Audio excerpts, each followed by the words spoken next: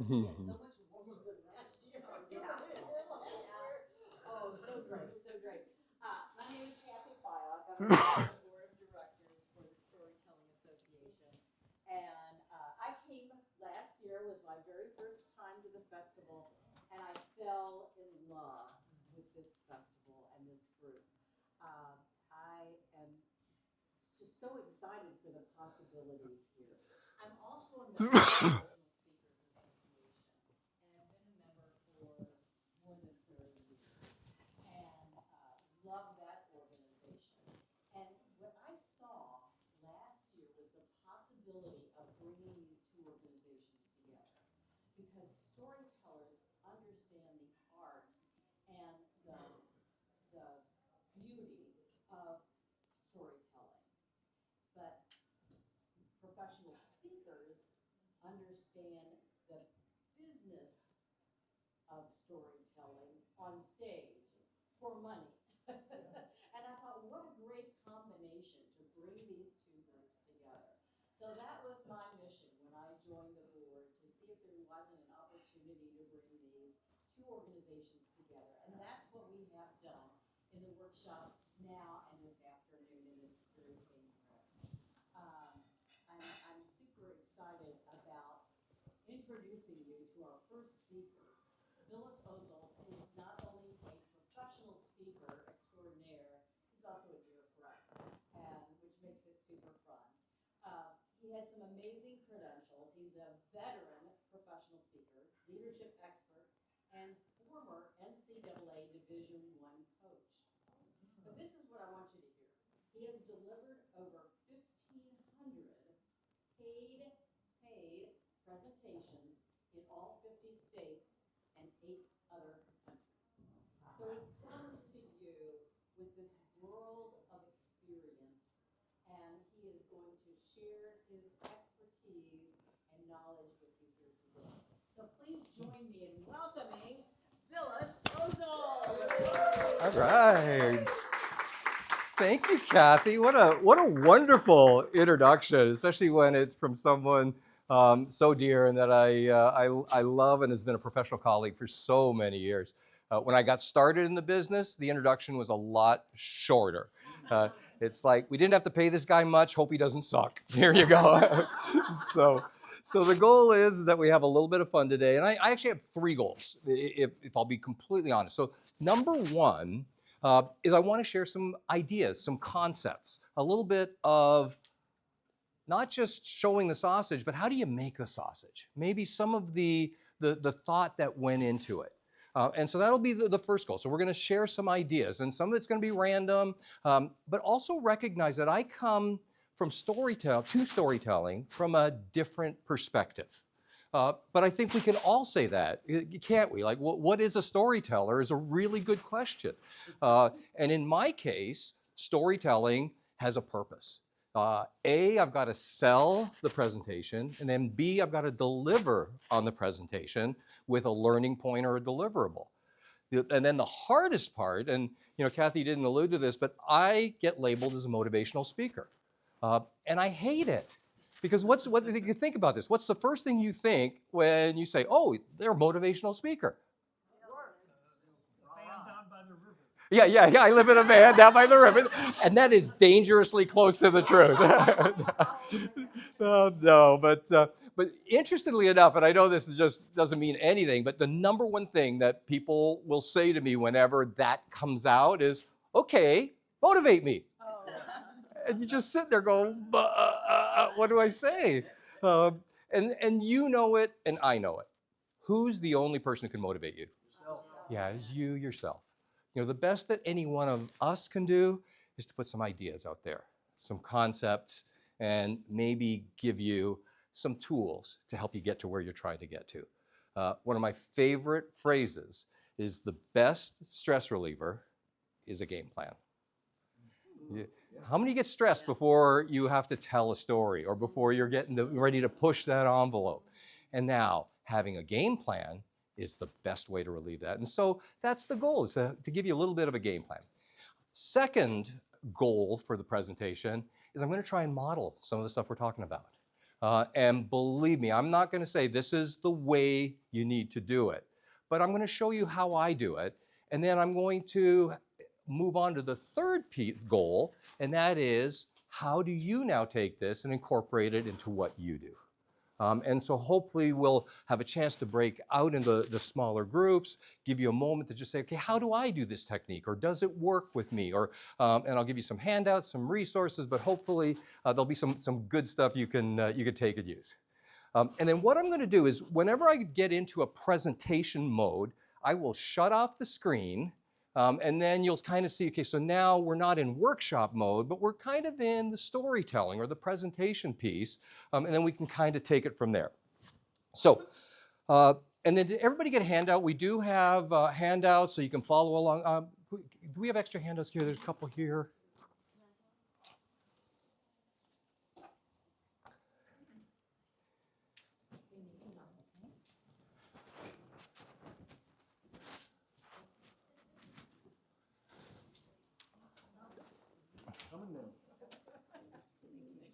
Okay, great. Thank you for the handout. Just helps. Well, it gives you something to take notes on, and I've got a couple other resources that I'll give out through the course of the program. So hopefully there's some stuff you can take and use. So the first concept or story or perspective I'd like to give you is one that kind of hit me over the head. And we're not going to talk a lot about finding your story, but I'd like you to think about a moment where you heard something that changed your life or gave you a foundation for what you're doing or what you want to do. And for me, that happened in 1983. Yes, I am that old. So anybody ever heard of a gentleman named Jimmy Valvano? Jimmy Valvano, Jimmy V. Yeah, a number of hands go up, might be a little vague.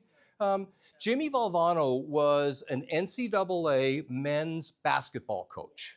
And he coached the North Carolina State Wolfpack. And they were probably the biggest upset champions in the history of March Madness. They weren't expected to get into the tournament on the last day before they do Selection Sunday. They get selected, so now they're all excited, and they don't stand a chance in their first game, and they win it. And then they just keep winning game after game, double overtime, last second basket, and they are what you call a bracket buster. And anybody knows what that is? You fill out your bracket, you go, how the heck? Not that they win, but they keep knocking off all your other teams too. And so you're kind of like, oh my goodness. So they get to the point where they're in the championship game. They make it all the way, and they don't stand a chance in that one. They were playing the University of Houston. And Houston was the #1 team in the country at that point in time, had won 20 straight games. They sent all 5 starters to the NBA, to the professional leagues, and 2 of them ended up in the Hall of Fame, Clyde Drexler and Hakeem Olajuwon. So they didn't stand a chance, but guess what happens? With a second to go or 2 seconds to go, North Carolina State is down by 1 point. And when it's all said and done, the result of a miraculous last-second basket that nobody expected, they're national champions. Now, why do I tell this story? Because it's kind of interesting. March is coming up, so you will see, whether you want to or not, there will be basketball ads or whatever. And I think it's a requirement of the networks. They have to show the scene when Jimmy Valvano won the national championship. And you may, those of you that are sports fans or not, you might recognize this, but if you don't, you'll see this in the future. He is running around like this in an arena of 18,000 people looking for someone to hug, and he can't find anybody. They're all taken. and that's this shot. He's so flabbergasted, looking around, looking for someone to hug in this room of 18,000, and nothing. And so they show that shot every time. So now, when March comes around, you'll see this and you'll know exactly what happened there. But you know what was the seminal moment for me? Was not that. I happened to be, had the TV on and was watching the post-game coach interviews. And one of the reporters asked Jimmy Valvano a question. And he got a look on his face like the reporter had turned green right in front of his eyes kind of thing. And the question was, Mr. Valvano, how did you motivate your kids when they didn't stand a chance of winning? And you looked at him like, what kind of question is that? He didn't say that, but, and he says, I don't get the question. He goes, if you're asking, how can any coach guarantee a win or say they're going to motivate their kids by saying how they're going to do? He says, so if you're asking, how did I motivate my kids? Or if you're asking me, what did I promise them? He said, I can give you an answer to that one. He said, what I promised my athletes was that they would always be in a position to win. Through their hard work, through their preparation, through their training, their discipline, through our coaching staff, all of that. And so as we made this amazing miracle run through the NCAA, nobody guarantees a win, but we guaranteed that we would always be in a position to win. And that is my theme for the day. So let's get that back up. So here's my goal for you, is let's see if we can't put ourselves in a position to win.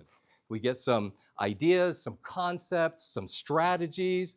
I can't guarantee you're going to get on stage or that you will get paid to be a storyteller, but we're going to give some tools and get ourselves in a position to win. How does that sound to you? Yes? Okay, excellent. So that was the first story. Now here's what I'm going to do is we're going to have a little bit of a participation theme. And what I'm going to do is I'm going to pose a question to everybody. And the question is this, is what makes an audience lean in to a story? Now I can give you my list, and in fact I do have one. And in fact it's a top 10 list. So done a bunch of research. Yes? I'm going to say, when you asked a question, like you did, you said, you guys have heard of Jimmy V? Yes? And it was, it made me right away go through the history of what I knew when I was with you. Good, yes. And I hate to say it, but that's kind of a technique, isn't it? And I'm going to talk about that. That is, I call that the first, second, third person technique. And we'll get to that, but it's the second person. As the first person, I'm telling the story. As the audience, you're the second person, and there's just so many concepts. What we want to do is have you be a part of the story instead of just the storyteller at the front of the room being the story. Does that make sense? And so we can investigate that. So here's what I'm going to ask you to do, is we're going to break up into small groups, because I have another goal. And that is that you get to meet some of your fellow attendees, so that as you see them in the hallway, you can remember them from when we got together. So what I'm going to ask you to do is to break up into groups of maybe 4 or 5 people. Feel free to move the chairs around or turn around. And what I'm going to ask you to do is to just come up with an example or a reference point of what's the best presentation you ever heard. What's the best story? You're here for a reason. Obviously, we're motivated. We know that there's some reason that we are driven to be here. So let's see if we can break that down. So what I'll ask you to do is break up into a group about 4 or 5 people. Once you've done that, then we'll select a leader. And then what we'll do is just share or think about what is the best presentation that you ever heard. So, what was the one that maybe made you want to come to storytelling conferences? Okay, so let's do that right now. So break up into a group, have some fun with it. Groups of 4 or 5 people. 3 works perfect, yep.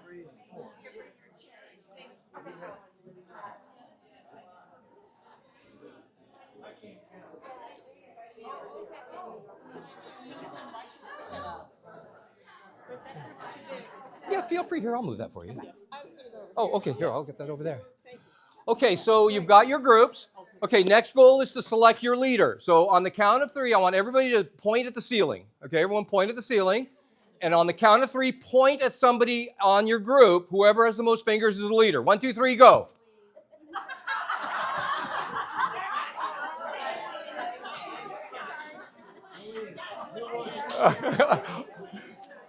Oh, we got overtime here. We got a point off. And go. All right. So everybody come up with an example of the most powerful story I ever heard.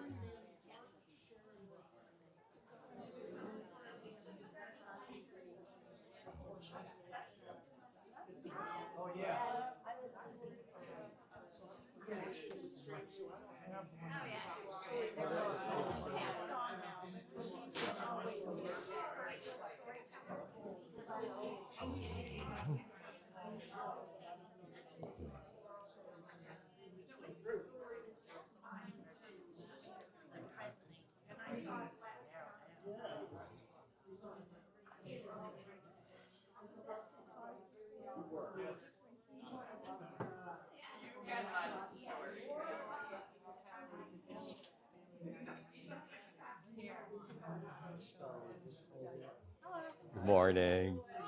Good. You guys got some good examples? We think so. Okay, great.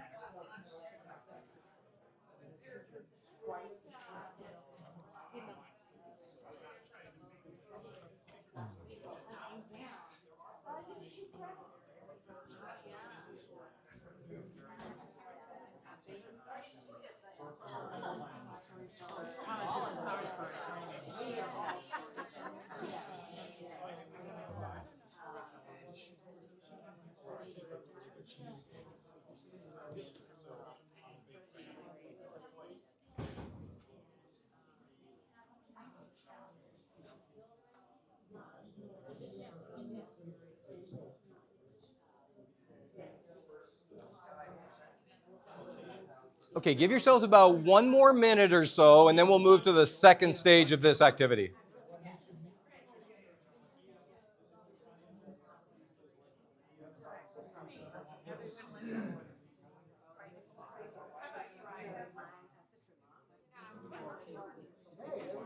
Okay, so, stories. Now,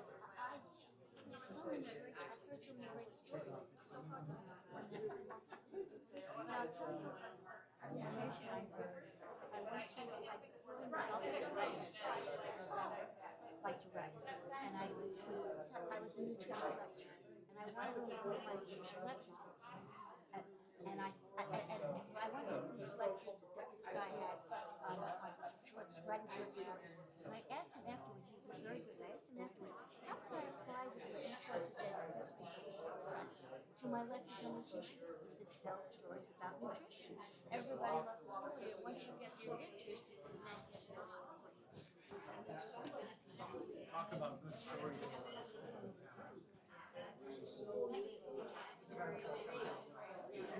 Okay, so good job. It looks like I was listening in on a couple of groups, so it sounds like you got some good foundations. So now what I'd like us to do is let's take it to the next level.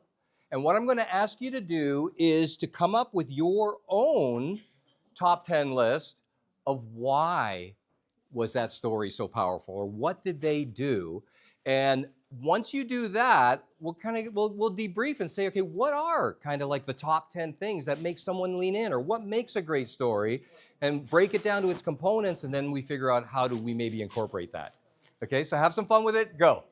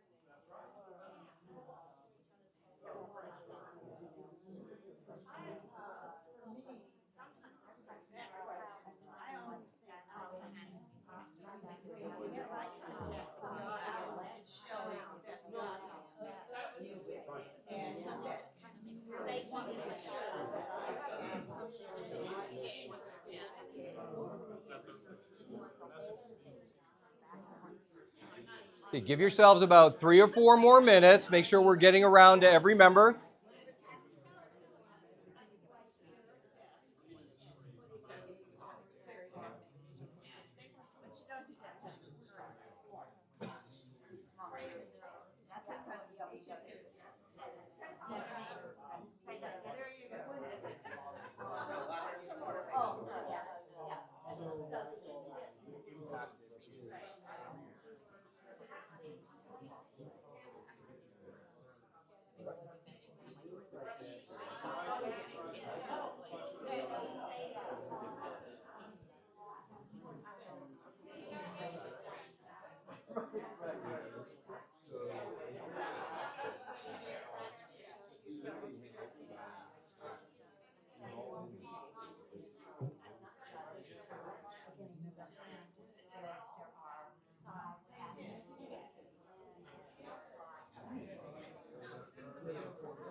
Okay, give yourselves about 2 more minutes. 2 more minutes.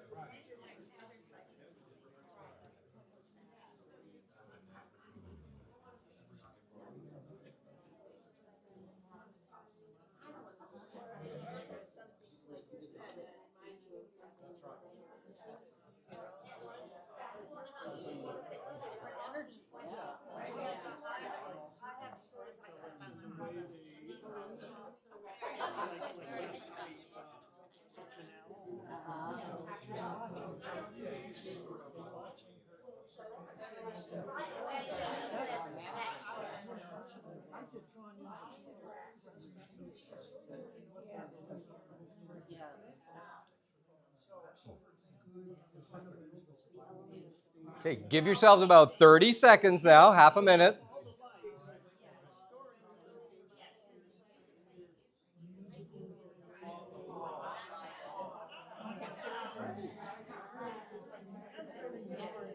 You guys are done? Good. What's that, sorry? Oh, okay, perfect. Yeah. Oh, I thought you were the one that got them done on time. We're like marshaling and corralling. I'm really impressed.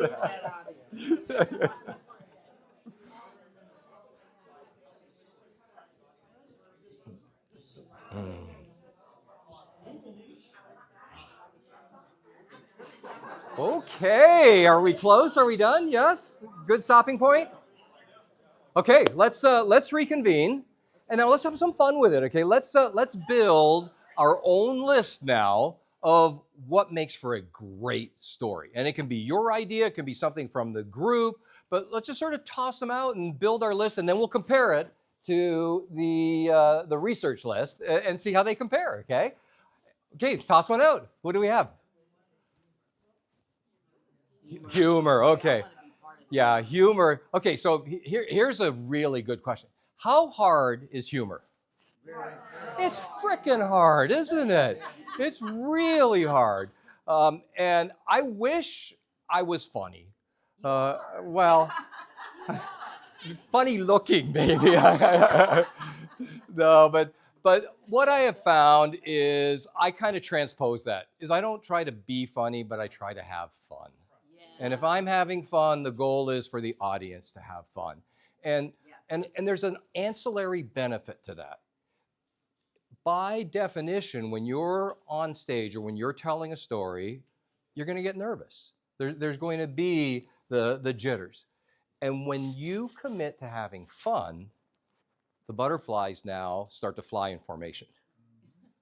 So I think that having fun and working to be funny is it's a great benefit. Okay, good. So it's humor, absolutely. There's a saying in the professional speaking world is if you want to be a professional speaker, or if you you don't have to be funny unless you want to get paid. So how's that for being intimidating, right? So, okay, so good. Humor, great one. What's another one? Yes. Yeah. So a comeback story or overcoming some sort of obstacle. Remember we said, it brought me in when we asked the rhetorical question, but a comeback story or something where, they've overcome adversity, isn't that kind of universal? Yes. Every one of us has a story, and every one of us has had to overcome something. And I think that makes the story more universal if you've got universal themes. Good, that's an excellent one. Other ones, this is fun. I'm gonna look at this. Okay, yeah. Tone of voice, so like if you lower the tone, so you're speaking at full volume, and then suddenly you kind of go to a whisper, people tend to like lean into. Good, yeah. So I don't know. Oh, she said, oh yeah, there you go. So she was talking when you lower your voice so people can't hear. No, but what was your name again?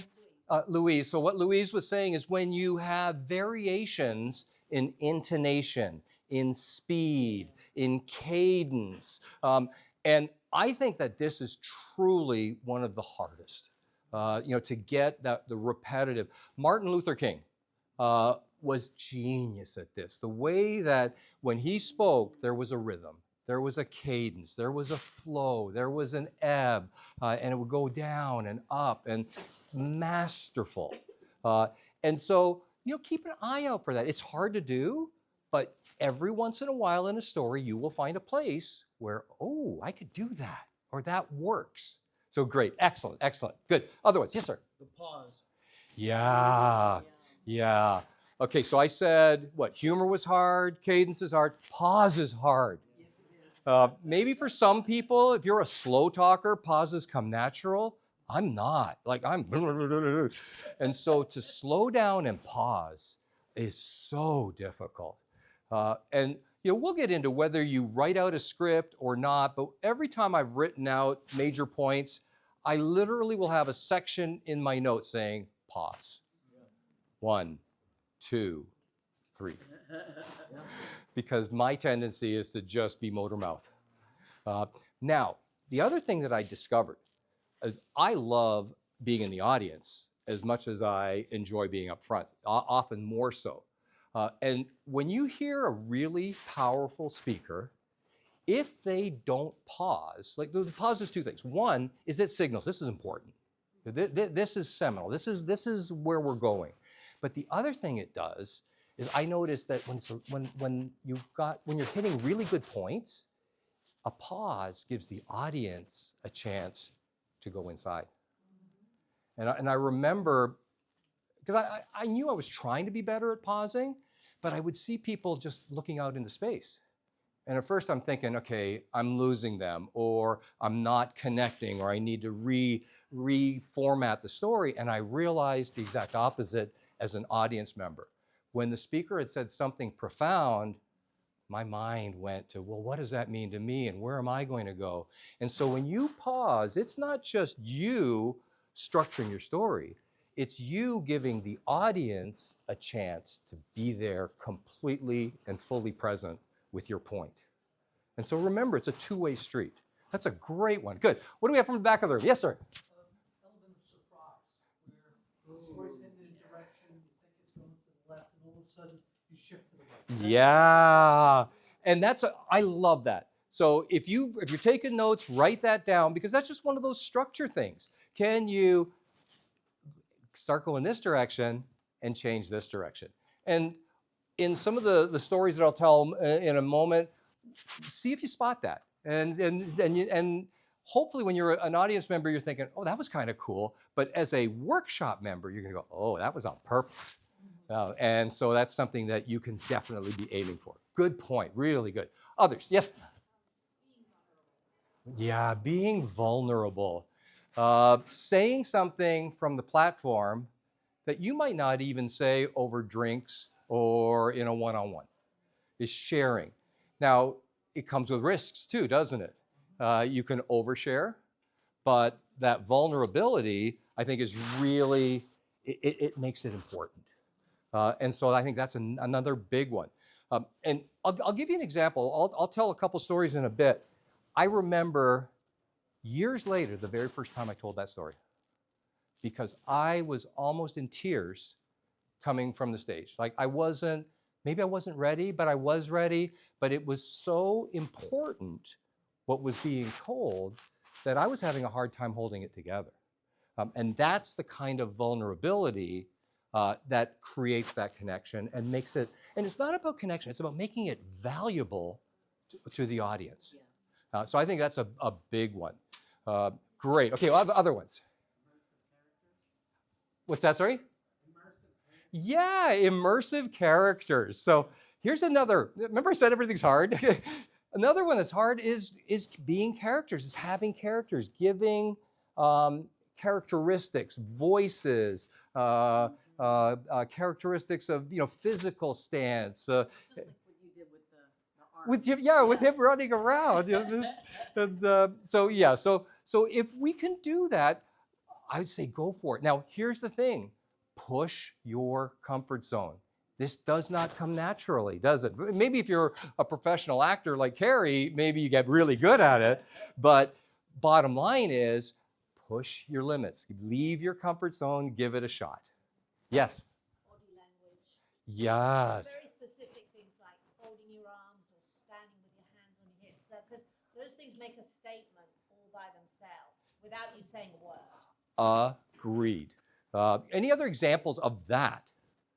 Like there's times where you can be defeated and you show defeated. There's times where you're excited. You know, it's all body language, your tone of voice. There's so many things that you can be, you use the stage mechanics to convey the message. Good job. Yeah, excellent. Yes. Eye contact to make sure that the audience know they matter. Yeah. This is a fun one. And I think this is, I truly believe this. I think storytelling or speaking is an acquired skill. The more you do it, the better you get. I'm not saying it's easy, but it is acquired.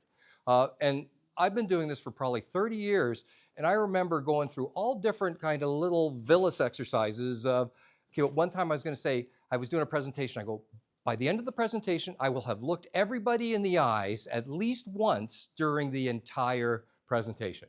It was so distracting, and it was so hard. Our tendency is to talk to the person who's nodding their head.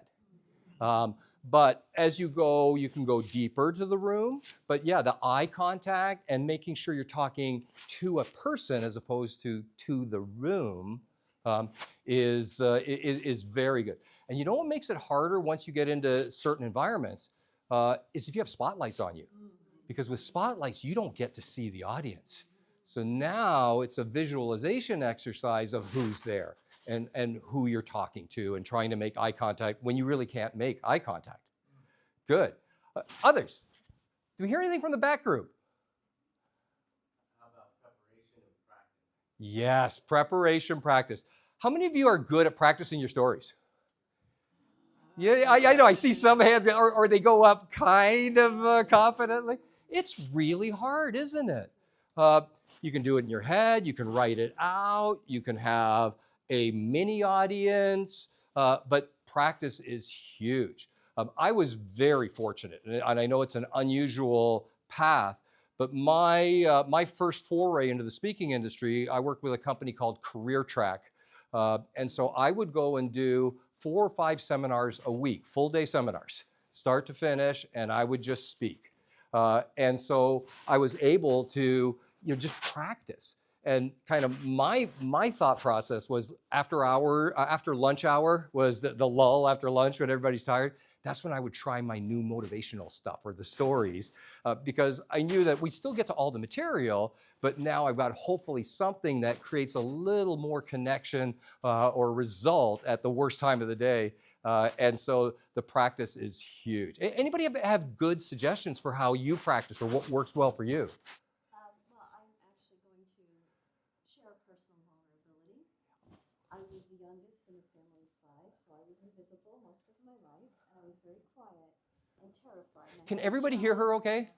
Okay, Oh, so a sorry. little louder, yep. There's an example. I observed my family. I was the youngest of a big family, big Italian family. So I was very good at being quiet, invisible, and observing. And I got into a field where I was a graphic designer, so I worked on a drawing table on a computer. And then the universe said, you shall have a microphone and be in front of a lot of people. And I went, you don't know what you're doing. It's a mistake. It's somebody else. and I, because I had children, became a mom, I started to see storytellers. And Crystal was one of my first. Crystal Sullivan, master teller.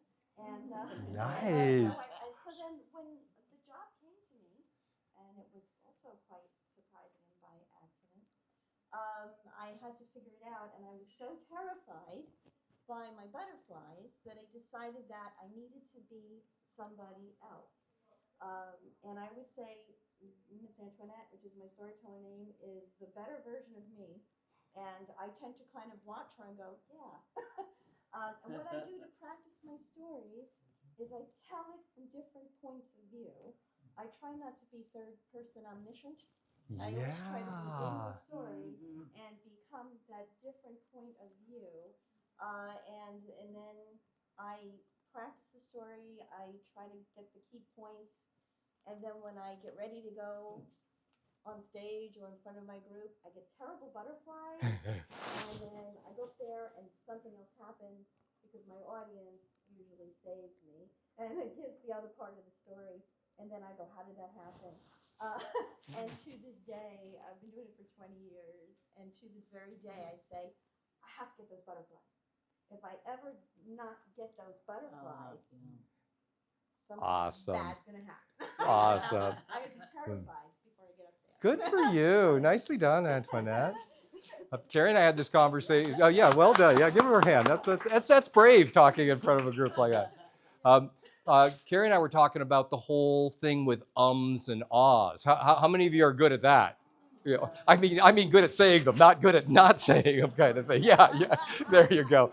And I was given a really neat piece of advice: is whenever you have to leave a voicemail message, and I know with the way phones are, it's less and less, but when you do the message, is at the end, replay it and listen to yourself, and then just correct any ums and ahs. And it's just the silliest little activity, but it's a way of just very subtly training yourself, and you get better at it. So nicely done. Any others you want to add to our list? And then we'll get into our top 10. Yes? Yeah, audience participation. There we go. Now I'm aware. I do a lot of audience participation, which is very unusual from a keynoting standpoint. You know, keynoting is often a lot less interaction. You're more at the front. Sometimes there's the image magnification, the screen on back, and it's hard. But I still try to do it, and I highly recommend it. Whether it's activities like we're doing, whether it's rhetorical questions or actual questions, but anything you can do to get your audience involved is going to make the message hit stronger. Good one. Did you see Megan's performance last night? I did not. I went to bed early. But that was classic, because she took the whole thing about her mother singing in the car, and then loads of us remember being in the back seat and singing, and everybody had to join in, and she used songs that we knew. So right off the bat, she had a connection with the audience. Isn't that amazing? Very simplistic, but very clever way. Absolutely. So brainstorm. How do you get your audience involved? Good. Any others? Oh, do we have here? Did you have one? That was for how I practice, and Oh, how do you practice? I don't do it as much now as I used to when I started storytelling. Can you hear her okay? Okay, good. But I record myself, Yes. because after that, then I can hear myself telling the story, and then not just see what I need to fix, but also when I'm telling the story, I hear myself in my head. Good. And today with our phones, it's easier than ever. And then how many of you are using AI, artificial intelligence? There's some really neat stuff you can do. And I think you have to be careful. You really do. But let's say you've recorded, there are programs that will transcribe your talk. And now you can go in and wordsmith it a little bit. Get a word that punches, or say, what if I try this or do this a little differently? And it gives you that the structure to work with that. So that's a great one. Yes? Well, before I actually practiced, there was a technique I learned when I first began storytelling, which is the story arc. So you have the setting, the characters and all that, the problem, and then you have 3 steps before the story turns and you enter the resolution. And that, for me, especially starting off, because any good story has those 3, whether it's the 3 little pigs or, something like that, but it always has that structure with that turning point and the resolution. And that is a great tool for anybody. Absolutely. And I don't even think I'm going to explain it as well as you just did, but that is certainly, I call that the golden thread. What is the thread you're going to weave through your stories that you open with, that's in the middle, and at the end you tie a bow and pull it all together? But sometimes it's actually really nice to leave it hanging. Unresolved. Because I listen sometimes to stories and I'll be like, no, that's the end, not 2 minutes later where they're wrapping it. Then end it right there. That's so much more powerful. Well, let's go there. I call that the call to action. What is the call to action? And there is great debate. At the end of a story, do you tell your audience what they were supposed to get from that? Or do you let them figure out what they got from it? Both are legit. Yeah, absolutely. But I think what you're saying is make sure you know what your structure is going to be. What's your build-in? What's your escalation? What are the points? And then what is at least the setup for the close. I think the tendency is to want to wrap it up with a bow at the end, but a lot of times it's more powerful. The other side of it too is sometimes people wanna like build up the story before they really begin it, so give some background. But sometimes it's more powerful to just jump right in with the action. Yes. So nobody knows where it's coming from. It's just, all of a sudden, pow, and then you can kind of tell the backstory that you were going to tell at the beginning as part of the story. Agreed. This is where it gets fun. This is where the art of storytelling comes in, doesn't it? Yes. Excellent. Excellent points. Those are really, really good. Okay. Any more? What are the 3 points of the golden thread? We'll get there. You're getting ahead of me. Okay. That'll be the close. Yes. You have to have a really good beginning that'll draw your audience in before anything else. And it's hard. And so I started out with a light joke with Kathy. A lot of times I'll get up and have a rhetorical question and play with it. What is your opening? There are entire books on how to write the first sentence of your book. Kathy is a book writing and author's coach. She helps you get your story into writing. She's got a black belt in this stuff. And that first sentence is art in itself. And it's the same applies to storytelling. That first sentence, the opening, how you present on stage, how you start, all of that is critical. So good. I agree. That's a great observation. Any others? Okay, let's go to the top 10 list, see how we did. You can compare kind of what we put together with our research and how many of these did you check off. I do have a handout for this as well. So at the end, you can grab it, and I've got all of these listed out. But so we talked tension or uncertainty. I think that came over from this side of the room. When vulnerability is shown, but be careful with it. When the story becomes about them. And so I'm going to ask you to think about how can you make your story about the audience? And we'll try to demonstrate that a couple times. When a shift happens, we heard that one too, when you're going in one direction and it changes. And then when you have sensory detail or the imagery when it pops. We talked about silence already. Humor, that came up. I think you got all of them. When the speaker shares something too honest, and that one, I think you have to be careful with that. But do you ever notice that, like when you make friends with somebody, or when you say, I like that person, it's usually because they've shared the real them, not the persona. And if we can do that in our storytelling, we're well on the way. When you sense they're off script. And this is, I think, a really big one, because to me, I never want to sound scripted. Even though I've done many of these stories over and over again, being in the moment, but then being off script is critical. I think it's foundational. When a question goes unanswered intentionally, we talked about that, opening in a different way, but not answering it. And then when there is a golden line or a nugget of gold. Now, what does that mean? In today's age of social media, YouTube, TikTok, do you have a tagline? Do you have a nugget? Do you have a visual moment that you can post, or that you can market, or that says what your program or your story or your message is all about? And then this is a really good one where you can use AI. If you've done your transcription of your program, AI will look at it and you can say, give me a list of 20 possible summary statements that are powerful and that reflect what I just talked about. Make it clever, witty, that's something that I can end with. And they'll give you a whole bunch. And what I found is they never gave me one that I used, except I would combine it. This one, a little bit from this one, but it's truly a brainstorming technique.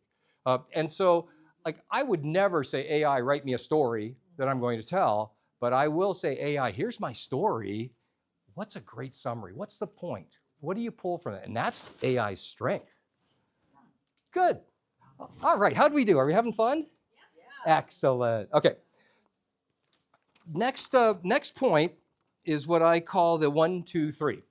And this is the first person, second person, third person. I'm not saying you have to do it this way, but this is something that I've incorporated into virtually every story or aspect of my presentation that I give. So the first part of this is, what is your perspective, your point of view going to be? Is it a first person story that's about me? Now you have to be careful with this, right? Because that gets old, doesn't it? When somebody's singing the opera, me, me, me, me, me. And so that's where I think you want to balance it with second person. Now you can tell second person stories as well from a point of view, a perspective. And then the third party, which is them, the universal, facts, figures, validation, this is where, and I do this a lot, you share research or studies or perspectives or they say, and whoever the they is. But so now you've covered all bases. Here's my perspective.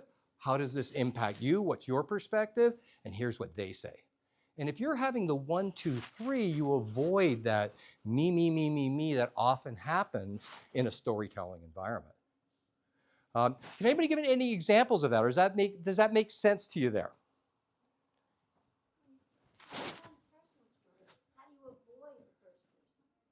Okay, so I wouldn't say avoid it, but balance it. So, in fact, I'll try and demonstrate that right now. I'll do a story in a bit, and it'll be a story about my athletic background. I'm assuming none of you are former Olympic athletes? Okay, so that's kind of alienating, isn't it? Like, what would a story about something that none of us have any experience doing have any value to you? And so I'll try to demonstrate maybe a little bit of how we might do that. Okay, good. I saw a hand up over here. Yes. Well, I was just thinking, I'm getting ready to give a presentation on the year that I taught in prison. And when I was looking at that, I was thinking how I should mix it in and quite easily with stories about individual prisoners that were students among them. So that would be the second. Huge. See that? Yes, and that brings up, I think, another key point about first person. And this is not a universal, but it's pretty close to a universal. Don't be the hero of your own story. So that's hard. So that's where you go from first person to second person. So in your situation, can somebody else be the hero? Maybe you're the catalyst. Maybe you're the shapeshifter. Maybe you're the one that was the observer. But if you're the hero, you know, we dislocate our shoulders trying to pat ourselves on the back, and it's hard to have a story hit when it's all about me. Good. Okay, let's go into storytelling mode on this one now. Okay. What? Oh, you're gonna. Yeah. You're gonna do what you said. Yes. I was gonna remind you. How many of you talk to yourselves? Oh, yeah. Yeah. Not all the hands went up. There's a couple people going, I don't talk to myself. How many have like multiple voices talking at yourself? Oh, yeah. How many answer the voices? So, you ever notice when you come to a conference like that, we tend to judge people? You know, and here's the interesting thing I've found. We tend to judge other people by their successes, and we tend to judge ourselves by our failures or our shortcomings. How many of you noticed that? Last night when they were doing the speaker introductions, the storyteller introductions, how many of you did that? Even today when we talk about what the backgrounds are and other people talking about what they've accomplished, we tend to say, oh yeah, she's got $1 million website, she's presented at National, she's in the Hall of Fame, and here I am, I don't know, hoping for free lunch one day. So, but research says 2 out of 3 people in the way they talk to themselves is so negative, it's actually debilitating. You wouldn't put up with anyone else talking to you like that. Why do you allow yourself to do that? 2 out of 3. That means if you look at the person on either side of you, one of you's okay. Now the finger pointing starts. So, but let me put it a different way. What's your biggest failure?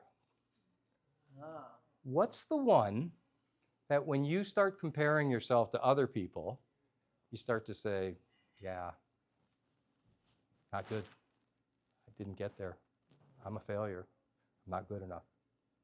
What is it? I get to revisit mine every time I'm on stage, every time I'm on a platform. Kathy, thanks for bringing it up. My greatest goal was to play in the Olympics. I was good enough, and I never did. Never did. In 1980, that was going to be my Olympics. Anybody remember what happened with the 1980 Olympics? Oh, I'm impressed. Moscow. That was the Moscow Olympics. Everyone's going, I don't remember the Moscow Olympics. There wasn't a Moscow Olympics. That was the boycott. And most people know that the US boycotted due to the Soviet invasion of Afghanistan. But what most people don't know is 30 other countries boycotted as well, Canada, my country being one of them. So 1980, I'm with the team and no Olympics. So I'm in college, I turned down all these scholarship offers. I decided to stay up in Canada to aim for the 84 Olympics, the LA Olympics, Los Angeles. And I think people don't understand how hard it is to get to the Olympics. Take Canada, 80,000 volleyball players. 12 make the Olympic team, make the national team. In the world, 181 volleyball national teams, nation teams, 8 make the Olympics. We had made the Olympics as a part of our qualifying. So we're there, 1984, yes.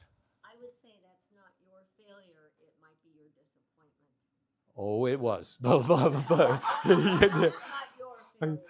Yeah, I agree, and I disagree. Like, it's just hard. Do I feel like a failure? Absolutely. Did I grow from it? Hopefully. But yeah, but 1984 now, getting ready, I'm playing in a practice match, I'm in a match, I'm coming down from a block. I was a big jumper, so I was usually the last one to land. And I land on another person's foot, and I tear all the ligaments in my ankle.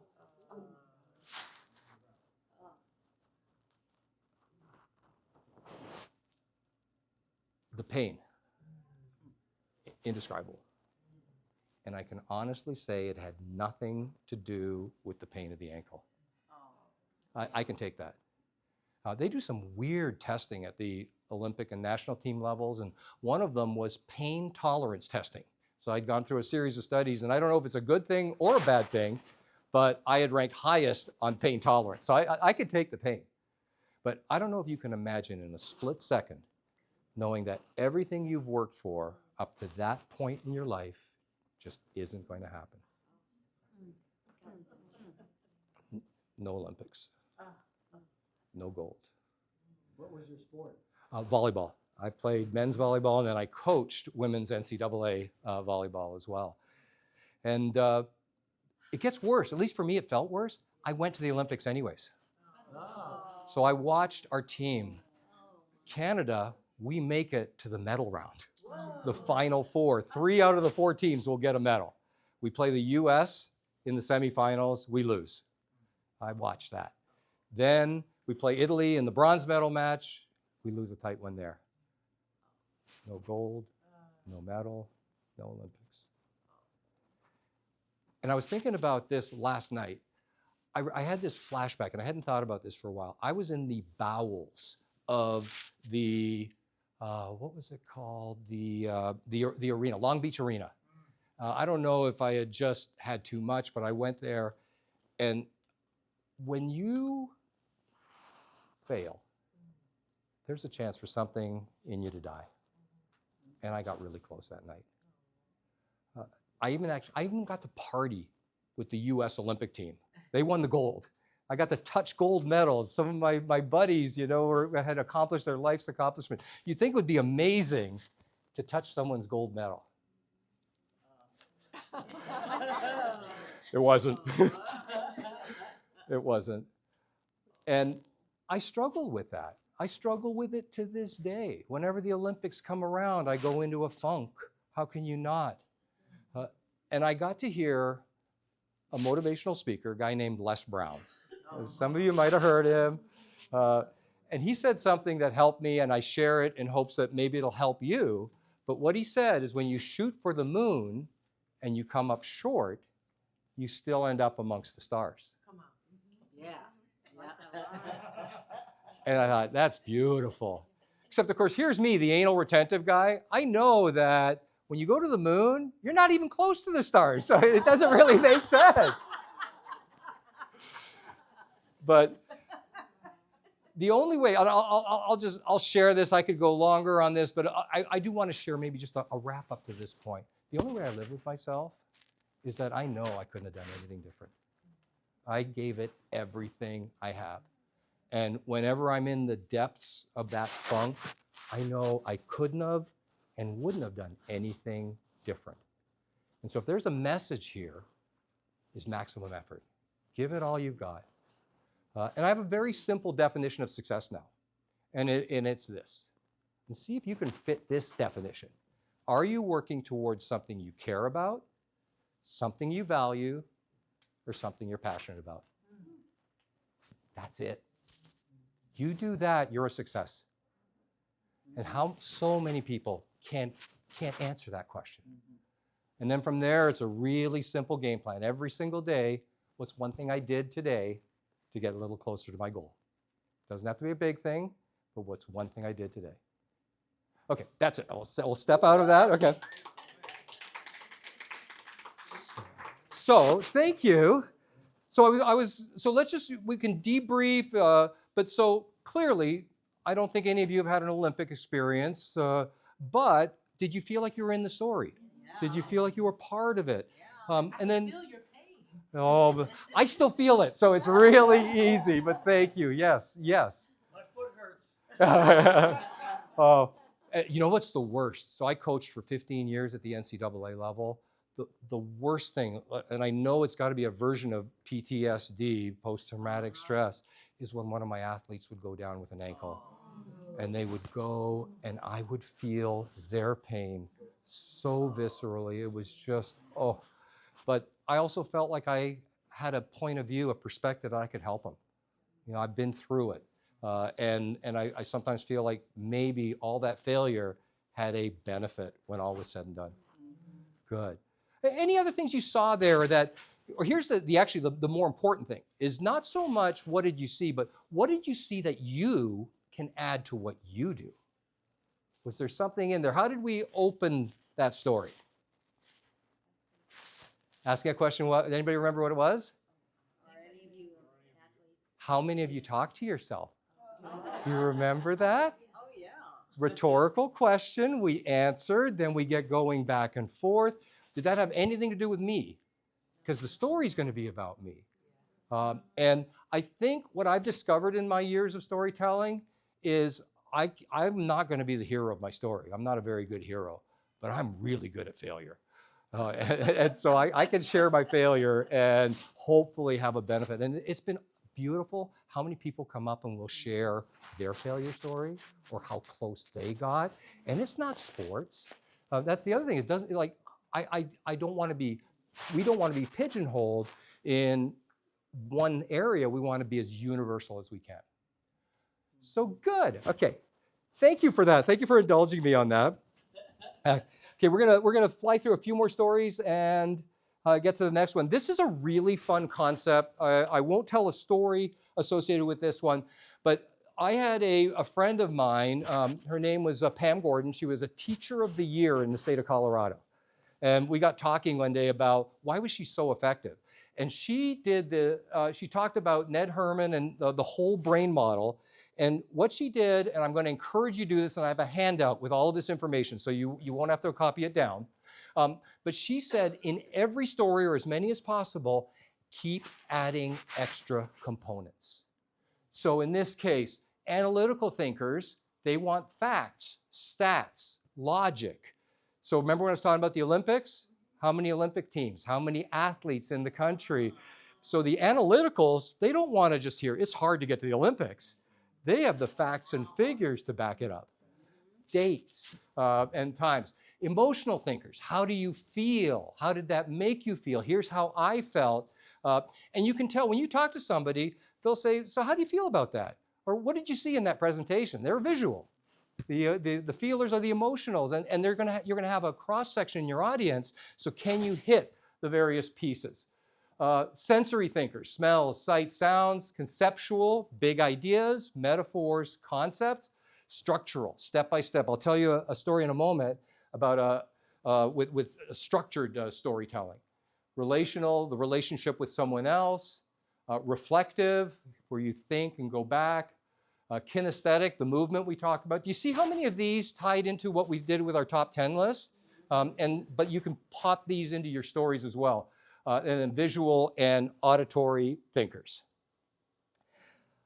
Okay, here's one of what I would call a Vilisism. I truly believe one of the secrets to a great story is how you lead in and how you outro, or how you lead out. And I don't memorize my stories, but I do memorize the line in and hopefully the line out. And this is what says, how does this relate? What's the purpose? It's like, anybody familiar with adult learning theory? Yeah, adult, in its basic sense, tell them what you're going to tell them, then tell them what you told them. You know, we want to be treated as adults. And so the intro and the outro kind of do that and ties it all together. So my recommendation is to really work on your intro and your outro so that it sets up your story and ties it back. Okay, so I'm going to show you a different version of an intro outro. And this is kind of a business story, but then it also ties into like a customer service kind of perspective. There was some really interesting research done at the University of Texas by a researcher called Dr. Robert Peterson. And what he looked at was, is there customer loyalty in the face of price competition? So let's say you go to a store and across the street, the product's cheaper. Do you stick with the store you were going to, or do you go to the cheaper product? What do you think? Yeah, it depends. Okay, depends, a good answer. So this is what he does his research on. Is so he basically, they get a cross-section of businesses. There was a differentiator. He said, you have to like the business that you're doing business with. So it can't be one that you hate or that's been awful. And so he said, do you like this business? And if there's a better price across the way, they did all their blinds and their controls and all of that. And guess what happened in the research? What do you think it showed? No correlation, no price loyalty, or no loyalty in the face of price competition. Can you imagine how demoralizing that is if you're a company? So you work so hard at customer service and to get people to like what you do, and they're going to walk with their wallets the moment there's a better price out there. So he did what any good academician does, and he just changed a few words in the study to get the result that he wanted. Yeah, there you go. Or a politician. Yeah, there you go. So what he did is he changed the word like to love. So if there's a business you love to do business with, and now there's a better price offered, do you stick with the one you're at, or do you go to the new one? What do you think the research showed there? Yeah, there was a correlation. A little under 60% of the time they would stick with you even though there's a better price on the table. Now, for some of us, that might not compute. You're going, well, does that make sense? But think of the places you love to do business with, or think of your hobbies. Are you willing to pay a little more to get the right one, to work with the place you love versus just like? Yes. We love Publix, but I don't go to Costco. There you go. And I'm sure there's a story behind that, isn't there? Yeah. So I always think of it in terms of, let's say like a big box store. I'll give you an example. I had a situation I was living in. I just moved to Chicago several years ago, and I bought one of those fixer-upper homes. Now fixer-upper is a seller's term, The buyer's term is money pit.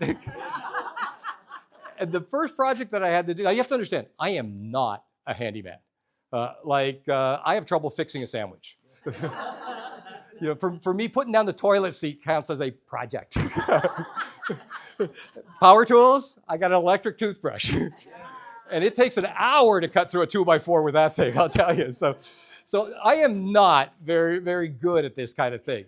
But I need to get a front door, and there's probably 3 or 4 hardware stores in the area. What are the hardware stores you know? The kind of the big Lowe's, Home Depot, Ace. In Chicago, there's a place called Menards. And what are they all known for? They're called what? Category busters or big box stores. And there's 3 things that are always present in that store.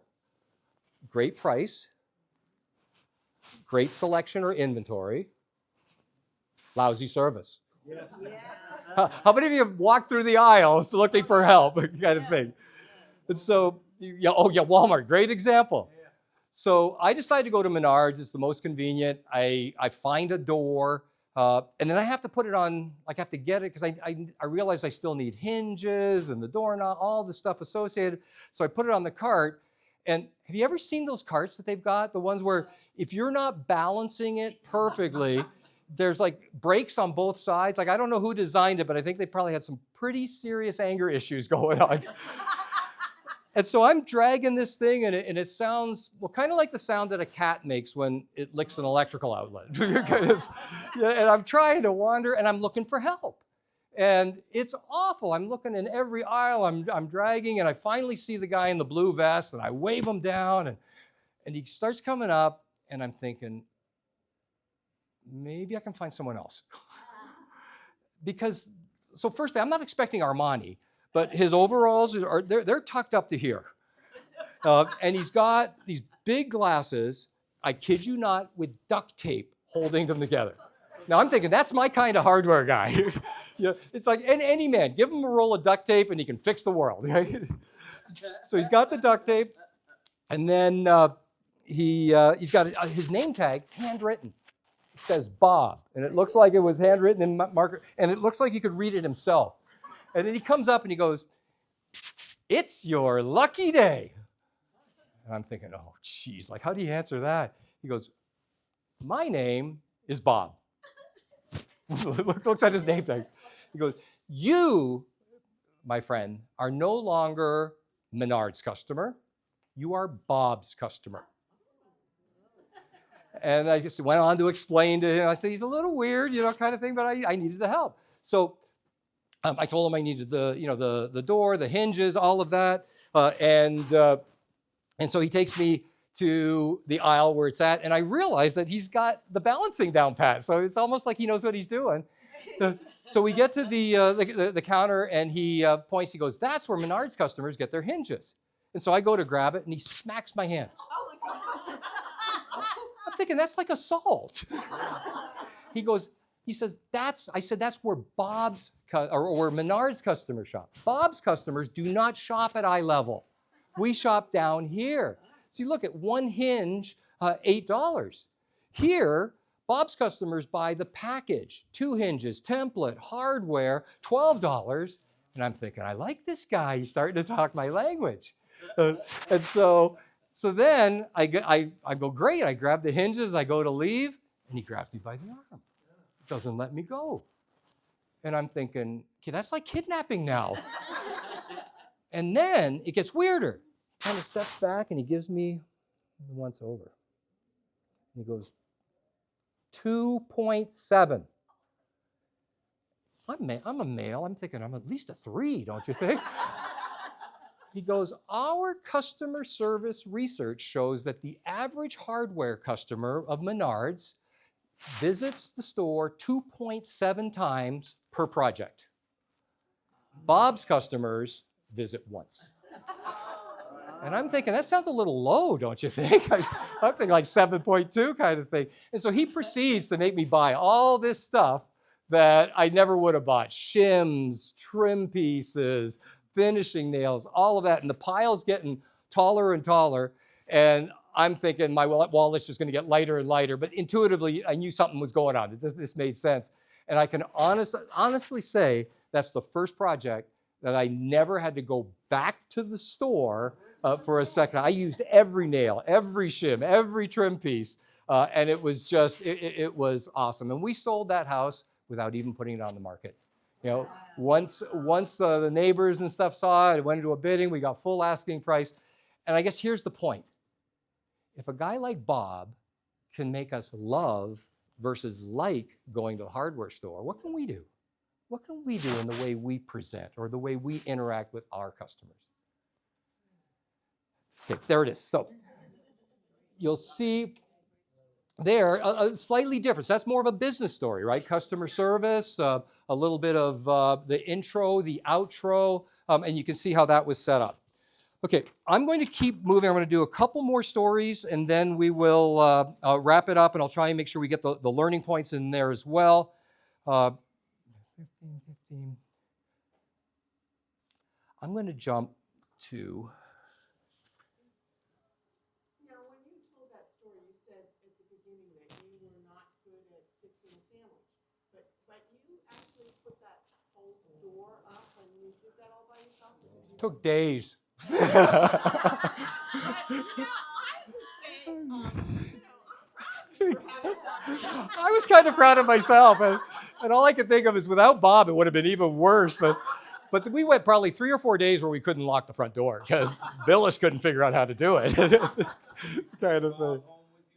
Oh, you know what? There actually are other Bob stories that I tie in, so it's kind of fun. Yeah. I thought you were going to say that Bob was going to recommend that have somebody, maybe somebody to come do this for you. Yeah, which wouldn't be unusual after talking to me. He probably figured that out really quick. So the next point, golden thread. Let's go. Okay, I'm going to share a couple stories to finish up, and the one is kind of a trip from hell story. And you know, right now you're watching the news, right? What's all over the news right now? The weather all over. Can you imagine traveling this weekend? What's your husband doing this weekend? Traveling through the snow. Yeah, exactly. So as a professional speaker, I travel a ton. And I remember probably one of the worst trips ever. I had just the craziest amount of workload. I was doing an RFP, a request for proposal, where it's pages and pages for the government entity, Veterans Administration. And if you get the job, you get multiple engagements. So it's very valuable. And I'm plugging away, but I know that the emails, the voicemails are backing up. Any of you do that where you get into a project and you let all the other stuff slide? And then I've got a presentation to make. So my goal is, get as much of the RFP done, maybe answer emails on the plane. And the trips up in Canada I was speaking to the Canadian version of the IRS, Revenue Canada. Different name, same friendly attitude. And it was in a town called St. Catharines, Ontario, just across the border from Buffalo. In fact, if you've been to Niagara Falls, you've been to St. Catharines. It's a sister city of the two. And so my goal was just to work my tail off that night, get it done, do the program, jump on the plane, get back, and hopefully have got caught up with my business. The problem is St. Catharines is the town that my grandmother lives in. And there's no way I can go to Canada and not have dinner with my grandma. So my plan now is go have dinner with my grandma, get all the stuff done as much as I can, get out of there as quickly as I can, and then hit the program, all that stuff. Bad plan. So you have to understand, my grandmother, she's from the old country. Anybody know what the old country is? Yeah. What kind of a name do you have to get stuck with a name like Vilis? Any guesses? Scandinavian? Close, yeah. Little country called Latvia. Latvia. Yeah, and can you imagine, how many of you saw a name like Vilis Ozols and were worried I was going to be talking like Latka from Taxi? I've been in country very short distance. Yeah, talks like Latka, looks like Adam West, the original Batman. Like, what kind of a career is that, huh? So, but you have to understand, so I go to have dinner with my grandma, and I'm trying to get out of there. I'm doing my best, and and I can tell she's a little hurt. She just doesn't get it, like we don't see each other that often. And so I'm making this exit, and I finally feel like I've made a pretty clean getaway, minimize the time, and I'm on my way out the door. And with surprising strength for an 86-year-old woman at the time, she grabs me by the arms and grabs me by the face. She goes, "Little Vili." In her mind, I will always be Little Vili. She goes, "When we were leaving the old country, we were caught between the advancing Russian lines and the defending Nazis. Evil everywhere." That's the way she talked. She didn't need words, she needed lyrics. And she said, in a little town in Germany on the edge of Breslau, my husband, your grandfather, Vilis Ozols, was his name.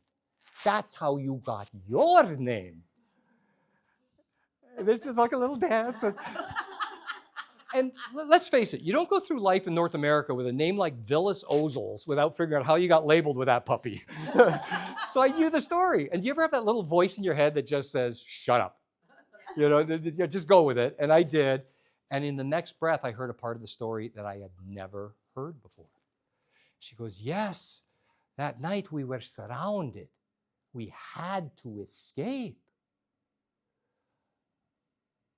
And that night, my Vili, he died. I don't even know where he's buried. Only thing I salvage is the ring from his finger. And we escape. Little later on, I have his ring and my ring melted into cross. And I wear this cross around my neck every single day of my life." Then she reaches in underneath her flannel nightie, pulls out this substantial gold cross on a chain, and says, "Little Vili, I don't know when I will ever see you again. I want you to have this." Oh my gosh. I felt about this tall. I put it in my wallet. She said, "No, you must wear it. You must wear it." And I stayed. And I didn't get to the RFP that night. I didn't answer the questions. The emails, the voicemails went unanswered. And I cherished that evening. How often do we get so focused on making a living that we forget to live? Okay, so that was a hard story to tell. Thank you. As you can imagine, that was the first time. How much time do we have? We got 5 minutes. We're good. I don't think I've shared this with many people. The way that story evolved, I was at a conference of the National Speakers Association, so the organization that Kathy and I and Jeff belong to. And it was a workshop on powerful opening and closing. And the gentleman who was giving the session was called Lee Glickstein. And he said, "I need a volunteer." And I don't know about you. I'm the type of person when I'm at a conference, I'm not a volunteer. I'm in the back. I'm with arms crossed. Not me, not me. And of course, there's a lot of keeners there. They got their hands up, pick me. And he goes, "No, I'm going to do it a unique way." He goes, "Somebody is going to self-select." He goes, "Somebody just had an experience. Maybe it was a parent, a grandparent. It's a story you've never told anybody. When it happened, you were profoundly moved. And you, that person who that just happened to, you belong up here." And my hand went up like it had a voice of its own. And I told that story in front of a group of my peers for the very first time ever. And talk about leaving your comfort zone. But that's one of the messages here, isn't it? So I'm going to wrap up with one last story, and then we'll stick around. Any questions you have, anything. But I'm about 6'3" tall. So you wouldn't think of me as being a short person. But when I played for Canada, I was the shortest player on the team. In fact, if I were on the U.S. women's Olympic team right now, Well, that would be a story in itself. Yeah, no, I will not go there, you believe me. I would be in the bottom half of the height chart on the women's team. When we went to international competitions, the volleyball team, the men's volleyball teams towered above the basketball teams even. So it's a tall person sport. So my role was I was the defensive specialist, the libero, the one with the different colored jersey. And I'd be the guy flying through the air, or bouncing on the ground, or rolling on the floor, doing whatever it took to physically get my hand underneath the ball before it hits the ground. And I've got scars and bruises for life to show for it. And I remember I went to a seminar when I was probably about 13, 14 years old. And I got to meet the person running the clinic was the then defensive specialist for the Canadian Olympic team. And I was kind of this brash, young volleyball player. And I told him I want to play in the Olympics. And he goes, well, you need to know the secret then. And I'm thinking, heck yeah, I do. And he says, here's the secret. He goes, you've got to play the game as if the only ball you can't get to is the one you don't go after. And that made so much sense to me. And at that moment, I became a wild man. I went after everything. And I got to play about 18, 19 years at the elite, the professional, the highest amateur level. And when I think back on a career, the things that will always define my career are the times that I went after a ball and I knew I couldn't get to it. It was too far away, or it was too close to the ground, or it was moving too quickly, but I went after it anyways. And that defined me as an athlete. And guess what happened every once in a while? You get it. And I will remember every one of those plays like it's a Sports Center highlight reel in my head. And if I could leave you with one last thought, it's to maybe carry a little bit of that volleyball player mentality with you. The only goal you can't accomplish is the one you don't go after.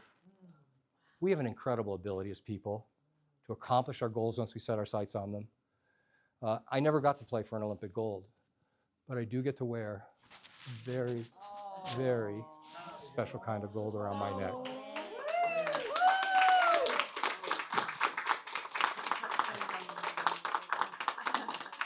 Never ever forget your goals, but never ever forget your gold, whatever that is. Thank you. You